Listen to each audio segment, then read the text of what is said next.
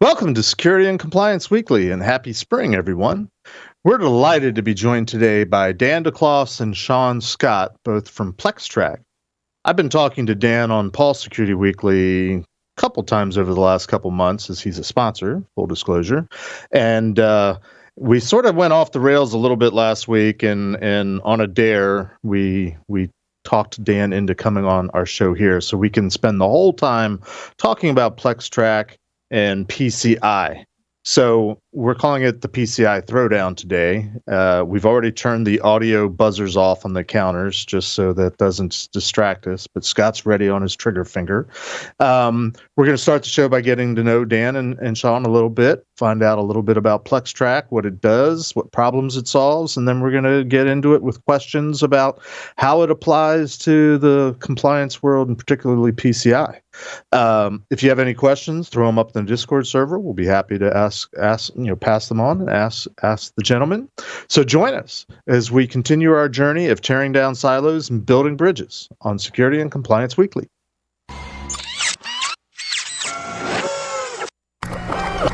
This is a Security Weekly production.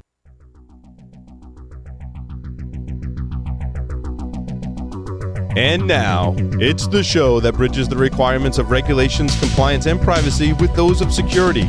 Your trusted source for complying with various mandates, building effective programs, and current compliance news. It's time for Security and Compliance Weekly.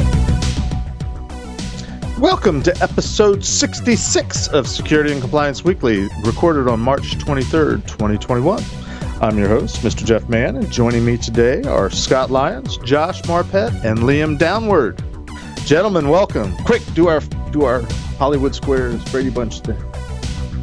Oh, look, Irish, do the other way. There you go. Say, hey, I'll say. Look some way in backwards. Yeah. Hey, if you have any specific guest or topic suggestions that you want us to cover on SCW or really any of our shows, submit your suggestions by going to securityweekly.com/guests and completing the form. We review those suggestions on the regular, and we'll get back to you if we select your idea. Also, if you missed Security Weekly Unlocked, you can access all the content from our marvelous kickoff conference, virtual as it was. Whether you registered or not before the event happened, you can do so by going to securityweekly.com/unlocked. Of course, you will either click the registration button or the login button to get to all the content. All right. We're trying an experiment today in bridge building by building a bridge between two of the shows here on the Security Weekly Network.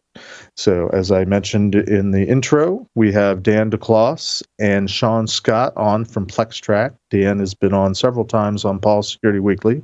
So we're building a bridge between the two shows by... we roped Dan into coming on this show so he could spend the whole time talking about PlexTrac and how it helps companies that are more, let's say, compliance-driven than security-driven. And Dan wanted to share the love, so he brought Shawn on as well. Dan, of course, is CEO, founder, president of PlexTrac. He has over 15 years of experience in cybersecurity. Might actually have a kind of a similar type DoD background is moi, but I'll let Dan fill us in on that. And Shawn is VP of Success at PlexTrac, so if he fails today, I guess he fails in his occupation. He also has a DoD background. He has an Air Force background. Thank you for your service. And he actually has a kind of an interesting story about how he came to be part of PlexTrac. But again, I don't want to steal the thunder. Dan, I'll turn to you first. Tell us a little bit about yourself, your background, how you got into cybersecurity, and how you ended up with this idea of PlexTrac.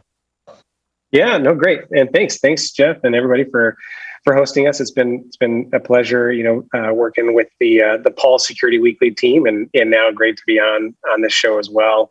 So I like you said, I've been in security for 15 plus years. I got started in probably the most traditional way one could. And that was I went to the Naval Postgraduate School on a scholarship program through the federal government called the Scholarship for Service Program. And, they basically, paid for me to get a degree in cybersecurity with a master's degree in computer science with an emphasis in security. And then I was basically guaranteed a job to go work in the field. The government was really pushing. I think that the program is still around, really pushing to get more talent into the cybersecurity space. And so really cut my teeth in the Department of Defense. I wore a lot of hats, including a lot of compliance related hats. It started as DITS cap compliance and then DIACAP compliance from there. I then proceeded to kind of more find my niche in penetration testing. And worked for several contractors and consulting firms, and then ultimately some internal assessment teams. So have a deep background from the compliance related activities. My most recent job before I dove in full time to PlexTrac was as a security director, where we had to be PCI compliant. We were under SAQD, so we didn't have to do the full blown tier 1 or 2 or 3 and go through the whole QSA thing. But I had a lot of exposure you could to lie. those kinds of. Yeah, I guess nobody would question. Yeah, but we took it seriously, and then I in my consulting days had a lot of customers that we worked with that did require those higher levels of PCI compliance. So with PlexTrac, the spawn or the impetus for PlexTrac really came from the notion of hating writing assessment reports and removing friction in every part of the process around the engagement, as well as the remediation and tracking on the back end of those engagements. So being able to identify what are our key risks, what are the vulnerabilities that are the most severe in our environment, and actually be able to show progress in real time on who's working on these, how are they getting fixed, when do they get closed out, what are our trends in terms of closing these issues out, and being able to slice and dice that data accordingly. So that's kind of where PlexTrac started, and it's just continued to grow. We have a full-blown assessments module that's strictly geared towards questionnaire-based assessments and framework-based assessments like PCI, CMMC. Shawn is intimately familiar with most of these frameworks as he works with our current customers, helping build these out and then also implementing them in their environments. So that module really does help a lot from just removing friction in the engagement life cycle. And then from there you normalize data into a standard report and can aggregate that with other data from your environment, like vulnerability scans, pen tests, purple team exercises, those kinds of things. So it's really blossomed into helping the GRC teams, both from the consulting side and the enterprise side, on really narrowing down the important things to be working on. Shawn can definitely highlight a lot more, and we'll definitely be able to show what we can do today and how we're helping move the needle in the right direction, which is our mission, just to make everybody more successful in getting their daily work done. Right. So enough about me. I'll turn it over to Shawn. Hey, thanks, please, Dan. Shawn, tell us a little bit about yourself, your background, how you got into cyber, and do tell us how you ended up at PlexTrac.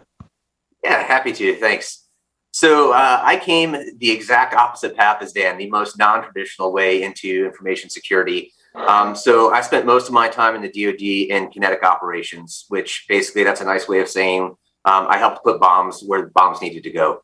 And so as the Air Force, Department of Defense, other nations modernize how we do warfare in a modern way, the communication of targeting data between people who are requesting kinetic effects and the people who are delivering those, obviously that's a very important thing to secure.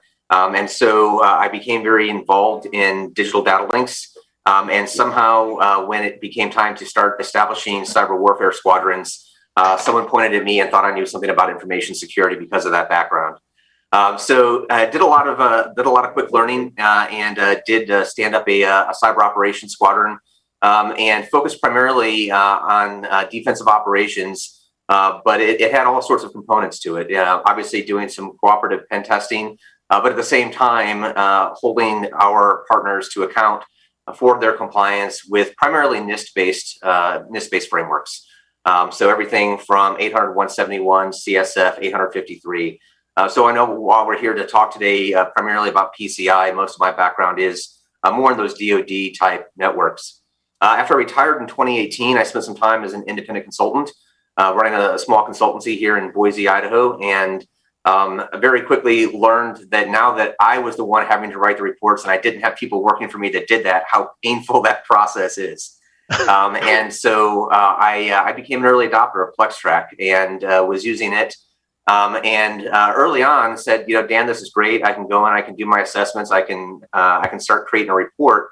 But would it be great if I had some sort of way of stepping myself through a framework? At that time, I was using primarily the CIS 20 critical controls with SMBs, right? And that's really where some of the impetus for PlexTrac assessments module came from.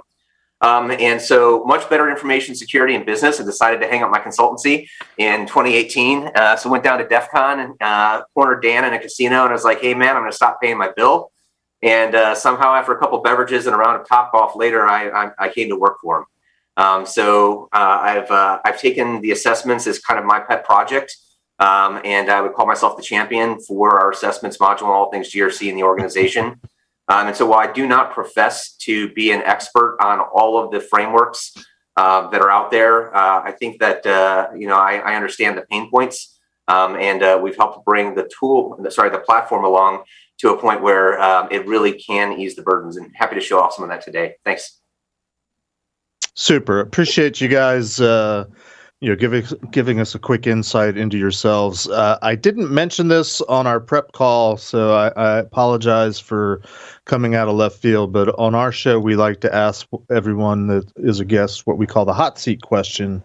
And this is simply just an opinion question to just sort of get a feel for what your perspective is on this whole security versus compliance, what we call the continuum. So Dan first and then Shawn, where do you fall on what we like to call the security versus compliance continuum? Oh, yeah, that's a great question. I'm sure you get a lot of good opinions on that one. I think they're very interwoven and very necessary, right? So I think framework-based control, like all the controls that most frameworks are going to have, you're going to have kind of those baseline level controls, right? And they're gonna help guide an organization to what are the processes and procedures that they should have in place in order to have a diligent security program. So I think they serve an immense amount of value that way, and they approach security from the people, process, and technology perspective. When you talk about security, what probably the true argument that people are making when you ask a question like that are the more technical operations and the deeper technical expertise that is required for things like penetration testing or purple teaming. So I think that those highlight the gaps in your compliance controls, right? So you may say you're following a password policy, but through assessments and deeper dive technical engagements, you may recognize that that's not the case. So I think they identify the gaps. So the frameworks keep the guardrails on the things to be focused on. Security helps identify those gaps. So I think they're very interwoven. I think they're, I've always been of the opinion that if you have a diligent security program, you'll end up being mostly compliant with most frameworks, if that makes sense. So I definitely took the approach when I was a security director, like, let's build a really diligent security program, and then highlight the controls that we might have to tweak a little bit to make sure we're compliant with PCI versus HIPAA or CMMC, those kinds of things. Okay. Shawn, how about you? Where do you fall on the whole security versus compliance continuum? Well, first is I don't see it as a security versus compliance. I see it as two sides of the coin. Look, I'm a realist. Okay. I spent some time in DC on staff, and one of my jobs is to go out and secure resources to pay for new capabilities, new widgets, new things that people wanted to do their job better or to just do their job. And every time I came with my hand out and a bill, the kickback immediately was, what's the requirement? Where is there a mandate that I spend money to satisfy the thing you're telling me I need to do. And while I would love to live in a world where all leaders and all businesses understood the importance inherently of investing in their security posture, the reality of the matter is that compliance provides the stick. People stroke checks for compliance. And the challenge for us who are trying to marry security and compliance is to help people to leverage the results of compliance to further the needle on actual maturity in their security posture. You know, you guys have both sort of touched on something that I think I tend to take it for granted, but I want to make sure that if there's no other takeaway today, it's what you just said, Shawn, from this whole show, really, for however long it airs, is it's that compliance drives the boat, and you know, my hidden agenda, not so maybe hidden or veiled, in bringing a vendor on a show like our show, is I get very frustrated with vendor after vendor after vendor that we interview on PSW that doesn't seem to embrace the very notion of what you just said, that you know, compliance is what drives security programs for most companies, not all, but most or many. And if, you know, in my opinion, if you're a vendor and you can't speak intelligently to the compliance standards or frameworks that your customers, prospective customers, wannabe customers are bound by, you're kind of missing the point. So in bringing you guys onto this show, where you guys, you know, are a vendor from the regular show, but your Dan has been very open to and willing to field the compliance related questions, even though, you know, Paul likes to snicker and the other guys kind of, you know, chuckle and whatnot. We all have a big joke. There's a couple things I just want to, you know, sort of set the stage and let you guys tell us all about PlexTrac. But, you know, what you guys don't often see is we actually have several Slack channels going, as well as the Discord server. And the other hosts on the show that are pen testers go on and on and on every time you're on the show, Dan, about how much they love PlexTrac and how great it is and where they're using it. And, you know, I frankly was missing, why are they so excited about it? And I've had the epiphany in just hearing you describe things today and in the prep call yesterday. It's that what do pen testers and PCI compliance people have in common, and just about everybody in the whole world? We hate to write reports. So anything that makes the whole report writing process easier is something that's appealing. And I think it's interesting too. You know, vendors either, you know, when I talk to vendors, I try to get them to figure out what PCI requirements you're actually meeting with your product. You know, most companies don't want to hear, which is where most of the companies go, well, we can help you monitor for your compliance. We can help you keep track of when the wheels are falling off. I'm like, that's great. They don't need that. They need somebody that's going to help them put the wheel back on. What problem do you actually solve? You guys are kind of touching on a third area, which I think is significant, in that you make the whole process easier. Reporting is a pain, keeping track of things is a pain, and you've got a way of doing it. That's what I want to discuss. That's what I want to focus on. Enlighten us. Show us what you got. Awesome. So, hey, Dan, if you don't mind, I'll just begin. And you know, I'll go ahead and I'll bring up, you know, PlexTrac as I begin to maybe make some discussion points here. But the first thing that I think is a differentiator. I have to step in. I have to step in and say something. As you're doing that, please explain as much as you can for the people that don't watch the show. Okay? That's right. All right. So, thanks. So, one of the challenges that I see often when I'm working with our partners is that they actually don't just provide one framework as a service. You know, we work with a combination of consultancies and enterprise clients, and regardless of who they are, it's not just one thing that they've got to do. You know, maybe they have to perform PCI, different levels of PCI.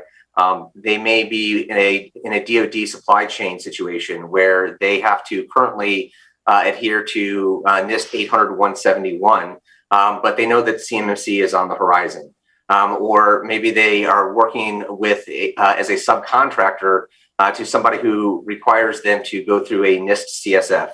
Maybe they're working in an industry. It's amazing since I've been at PlexTrac, I really had no appreciation for how many industry-specific standards there were out there. Who would have known that the Motion Picture Association of America has their own 260 question security framework to guard their intellectual property? I had no idea. And so the approach at PlexTrac that we took early on was we really do want to be the place where we can aggregate all of the data, whether that's pen test data, vuln management data, or these various compliance frameworks that our partners need to perform. And I've worked with a number of different tools in the past that were tailor-made for one specific framework. You know, I think to NIST 853, right? The DoD has got their own entire platform. If you're working with HIPAA, there's an entire platform for that. And every time I would pick up one of these tools, I have to learn a whole new process. And also, there's no customization. There's no flexibility. You know, I buy something that comes out of the box. The approach that we've taken at PlexTrac to really ease the pains, not just of PCI, but of really an arbitrary number of different frameworks, is we focused on providing a platform where you can take whatever the framework it is you're using, whether that is an industry standard framework, a government framework, or a particular, I guess probably the best way to put it is a assessment questionnaire. Oftentimes people will distill down something like the NIST CSF into something more manageable for less mature organizations. And they don't have a platform where they can go and just dump things in outside of something like SurveyMonkey, right? But that's not really designed for their use cases. So we really focus on PlexTrac on providing the platform you can build these things into, and you can have whatever answer sets that you like. You can have as many things as for data entry points. One of the things, for example, if you were to take a look at the CMMC framework, right?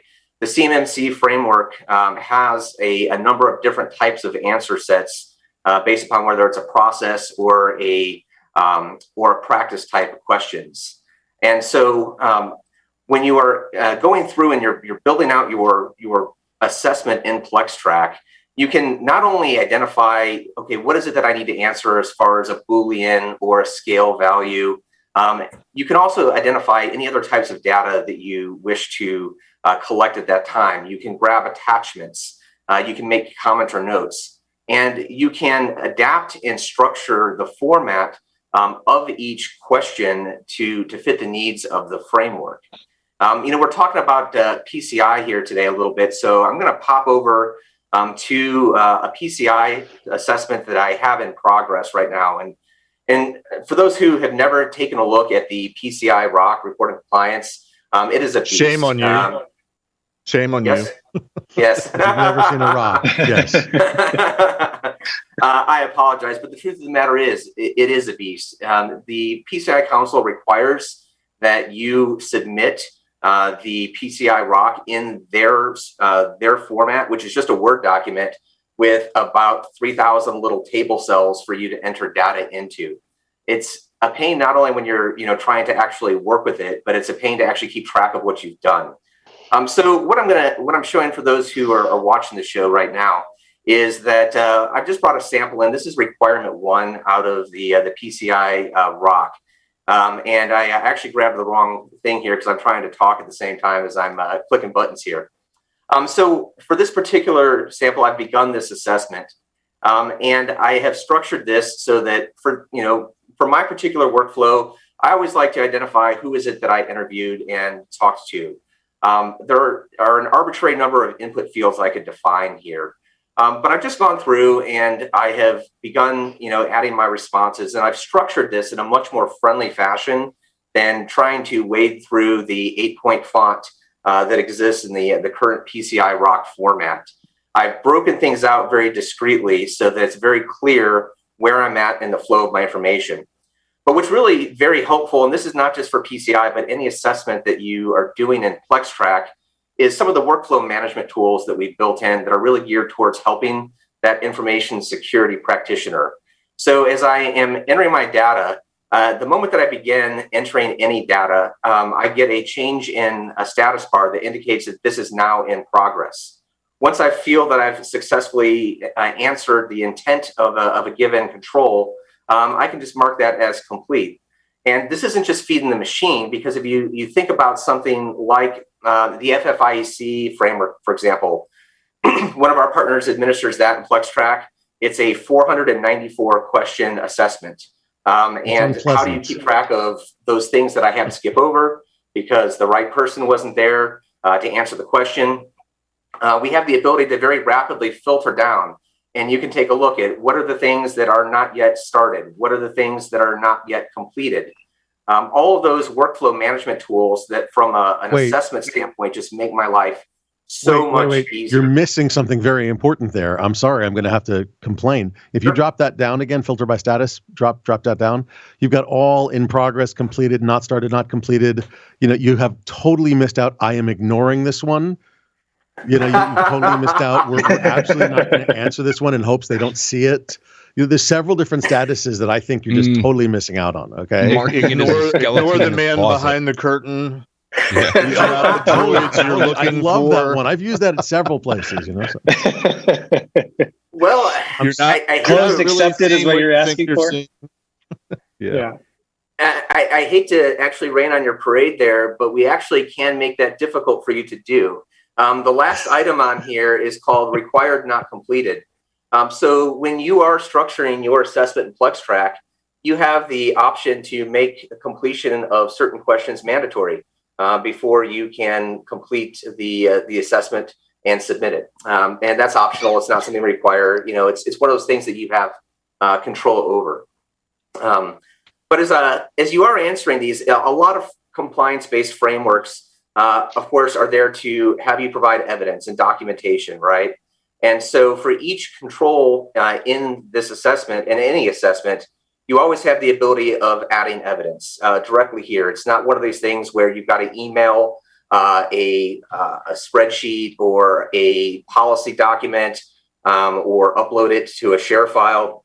You can just drop it right into the platform. So, here's an example. I can just drop in here. I'm going to throw, I don't know why, but I'm going to throw a Nessus file on here just to show the flexibility of what you can upload. And so you really can attach an arbitrary number of attachments to each thing, and it keeps it all nice and organized. So there's none of this. Where are these attachments stored? So I'm gonna, once we submit this into the format of the report, we put these all into a consolidated file system called the artifacts section. From where, at that point, anybody who has access to that client can go download those, make additions as they see fit. Well, I'm sorry. My question was more along the lines of: are they stored in an encrypted fashion, in a secure cloud storage, like the actual technology behind the storage of the artifacts? Sure. So where your data in PlexTrac is stored is up to you. We encourage folks to utilize our excellent hosting services, and we do have amazing security behind our platform and the things we do. We do have some of our partners that choose to put PlexTrac behind their controls, and it's really up to the individual organization to determine how they want to deploy PlexTrac and what controls they're comfortable with, what they want to put things behind. But we're very flexible in that. Natively, what we do at PlexTrac is full disk encryption for all of the artifacts that are uploaded. Dan, did you have anything you wanted to add to that? No, I was going to talk about more on the workflow stuff, but I do have a question for you. On your controls that you have within your system, I'm looking on your website right now that you have some integrations into Qualys and other things like that can feed information to your product. Does that also feed into questionnaires saying, hey, are you doing a vulnerability assessment, that it automatically gets checked?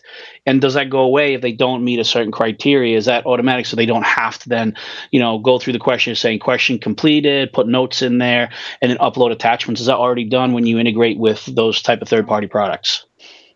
It is not. So our integration with all the third-party products you mentioned, Nessus, Qualys, things like that, Those are really more geared towards bringing the results in totality into the platform so that you can do your vulnerability management in PlexTrac, so that you can assign those findings out for remediation. You can track the status of those.